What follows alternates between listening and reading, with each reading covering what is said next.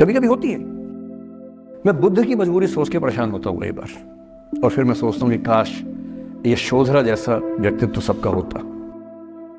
बुद्ध की रियल कहानी क्या है शायद किसी को नहीं पता। मैं जिस कहानी की बात कर रहा हूँ, मैथिली शरण गुप्त नाम के एक बड़े प्रसिद्ध कवि ने यशोधरा नाम की पुस्तक में वो कहानी लिखी है, भूमिका में जिक्र किया। बुद्ध बचपन से ही थोड़े से वैरागी किस्म के व्यक्ति थे। उनकी कुंडली देख के एक ज्योतिषी ने बताया भी था। माता पिता बहुत परेशान थे, शुद्धोदन उनके पिता का नाम था। माता पिता ने बहुत कोशिश की कि इस बच्चे का मन विरक्त न हो। अच्छा महल बनवाया, सारी सुविधाएं दी। जैसे ही बुद्ध थोड़े से किशोरावस्था में आए, उस समय की दुनिया की सबसे खूबसूरत महिला से, लड़की से, यशोधरा से उसकी शादी करवा दी। यशोधरा के पिता ने काफ़ी एग्जाम लिए बुद्ध जी के, वो सारे एग्जाम में पास हुए, तब जाकर शादी हुई। ऐसे नहीं हुई, शादी हुई। तो बुद्ध भी ठीक था, रमे रहे उस जीवन में। बेटा हुआ उनका राहुल। अब बुद्ध की विरक्ति का भाव बढ़ता जा रहा था।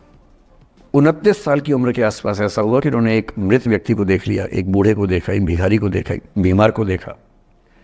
विरक्त हो गए और उनका मन हुआ घर छोड़ दूं, ज्ञान की खोज में चला जाऊं।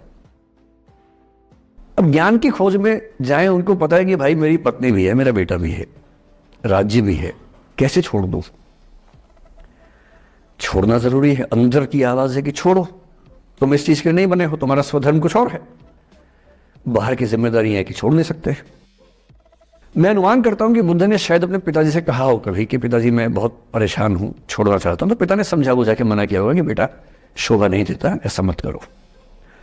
हो सकता है पत्नी से भी बात की हो, पत्नी ने भी कहा हो कि ये क्या बात हुई, हम सबका जीवन तुम पे टिका है, बच्चा अभी बिस्तर से भी नहीं उतरा है, अभी तो चलना भी नहीं शुरू किया है, तुम ऐसी बात कर रहे हो। इसका जिक्र नहीं मिलता इतिहास में कि ये बात हुई कि नहीं हुई। और एक दिन बुद्ध ने तय किया और वो आधी रात को पत्नी और बेटे को सोता हुआ छोड़ के चले गए। इसको बौद्ध परंपरा में महाभिनिष्क्रमण कहते हैं, बुद्ध का अपने घर से निकल जाना।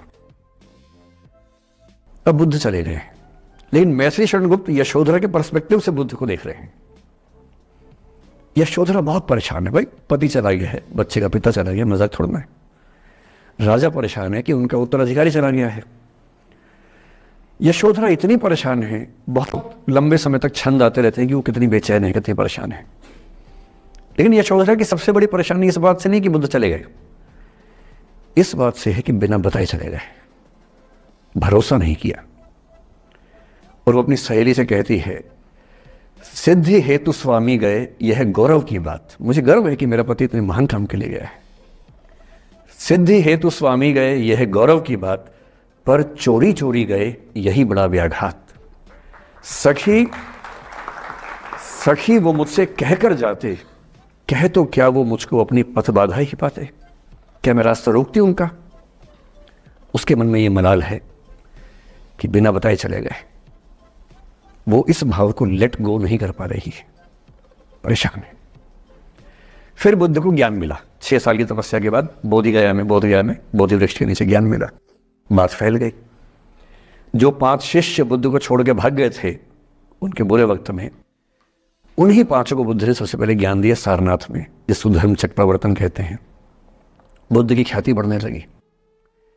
शुद्धोदन ने बुद्ध के पास, अपने बेटे के पास कई लोगों को भेजा ये कहने के लिए कि भाई यहां भी तो आओ, हमसे भी तो मिलो। बुद्ध का ऐसा प्रताप था कि जो उनके पास जाता वो बुद्धम शरणम गच्छामि हो जाता, वापस ही नहीं आता। तो फिर शुद्धोदन ने बुद्ध के बचपन के एक दोस्त को ये कह के भेजा, भैया मैं जानता हूं तुम वापस नहीं आओगे, पर प्रभावित होने से पहले बोल देना कि पापा याद कर रहे थे। तो वो गया, उससे वायदा निभाया, हो तो गया, बुद्ध के संग में दीक्षित हो गया, पर वायदा निभा दिया। तो बुद्ध ने कहा जरूर जाऊंगा, पिताजी की आज्ञा है तो जाऊंगा ही जाऊंगा। बुद्ध पहुंचे अपने कपिल वस्तु, जो अपना इलाका था, वहां पहुंचे। पूरे कपिल वस्तु में, नेपाल सिद्धार्थ नगर से नेपाल जाएंगे तो नेपाल बॉर्डर पे कपिल वस्तु है। मैं देखने गया था वो जगह जहां बुद्ध पैदा हुए थे, बड़ा सुंदर स्थान है, आप भी जाकर देखेंगे अभी। तो बुद्ध पहुंचे रात को, एक धर्मशाला में रुके। अब वहां हल्ला मच गया कि राजा का बेटा धर्मशाला में। बुद्ध ने कहा भाई मैं देखो राजा का बेटा बन के नहीं आया हूं, मैं बुद्ध बन के आया हूं। सुबह उठ के भिक्षा मांगने लग गए उस इलाके में, अपने ही पिता के राज्य में। पिता ने सिर पीट लिया कि भाई क्या कर रहे हैं। फिर बुद्ध ने सूचना भिजवाई कि मैं बुद्ध हूं, बेटा हूँ संयोग से, ठीक है, मैं आ रहा हूँ मिलने के लिए, पर मैं बुद्ध होके आया हूँ, मेरी चर्या है, नियम है, मैं भिक्षा से ही जीवन जीता हूँ अपना। ठीक है, पिताजी ने कहा चल कोई बात नहीं।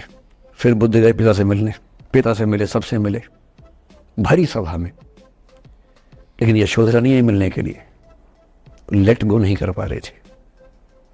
उसके मन में दर्द था, छुप के क्यों गया, बता के जाता।